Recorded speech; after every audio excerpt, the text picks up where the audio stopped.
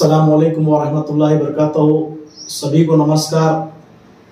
मैं Arshad Dakhni, IUML district president और कई मेरे सेकुलर संगठनों में state level, national level, international level अल्हम्दुलिल्लाह मेरे पोस्टिंग है कई ऑर्गेनाइजेशन में।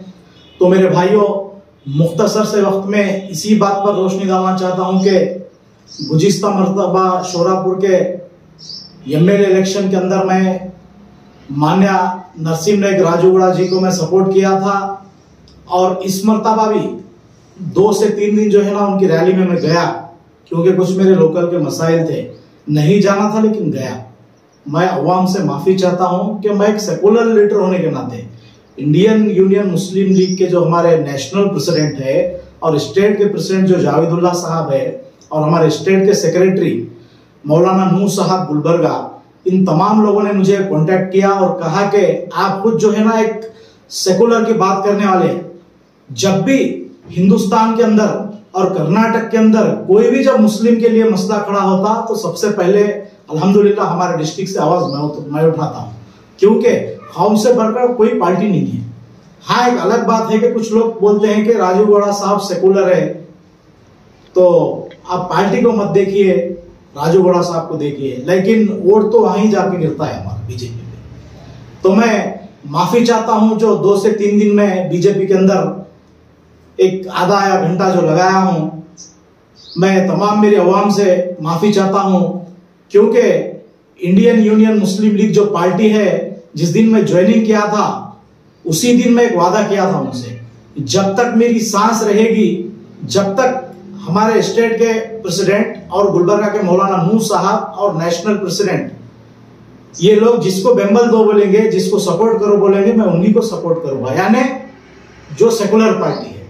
तो आज हिंदुस्तान के तमाम हालात को मद्देनजर रखते हुए मेरे भाइयों, मैं ये निर्धार किया हूं, ये फैसला किया हूं कि इंशाअल्लाह शोरापुर हल्के असेंबली के अंदर और रायचूर लोकसभा का जो इलेक्शन हो रहा है, इन तमाम दोनों शोरापुर में कैंडिडेट राजा वेणुगोपाल नायक साहब है और रायचूर से जी कुमार नायक साहब है। अपना कीमती वोट, कुछ लोगों का कहना है कि भाई मैं फला पार्टी, मैं फला कैंडिडेट को नहीं चाहता, मैं वो रायचूर का कैंडिडेट लोकल का नहीं है। एक बात अलग है, लेकिन वो एक DC थे, एक DC रहने के मुताबिक अच्छा एक्सपीरियंस है किस तरह से जो है ना हुकूमत को लेकर चलना। और हमारे वेंकटप्पा नायक साहब के जो लड़के हैं वेणुगोपाल नायक साहब, उनको भी अच्छा खासा नॉलेज है, क्योंकि उनके वालिद साहब 4 टाइम MLA रह चुके और उनका खानदानी घराना जो है ना सियासत से है। तो मेरे भाइयों, मुझे किसी को चढ़ाना या उतारना नहीं आता। मैं अवाम से, खासकर मेरी मुसलमान कम्युनिटी से इस बात की अपील करता हूं कि किसी चीज के बिकाऊ में ना आते हुए अपना कीमती वोट जो है ना कांग्रेस पार्टी को दे, क्योंकि हिंदुस्तान के हालात क्या क्या है देखिए आप। प्रधानमंत्री के स्टेटमेंट कैसे कैसे आ रहे हैं दिन ब दिन, और अमित शाह जी कैसे कैसे मुसलमानों के खिलाफ बयानबाजी दे रहे। बीजेपी का जो एजेंडा है, बस हमें वो एजेंडे से जो है ना नफरत है। इसीलिए जो है ना मैं ಬೇಷರತ್ತವಾಗಿ ನಾನು ಸುರ್ಪುರದಲ್ಲಿ ವಿಧಾನಸಭೆ ಉಪಚುನಾವಣೆಯಲ್ಲಿ ಕಾಂಗ್ರೆಸ್ ಪಕ್ಷಕ್ಕೆ ನಾನು ಬೆಂಬಲವನ್ನು ಸೂಚಿಸುತ್ತೀನಿ।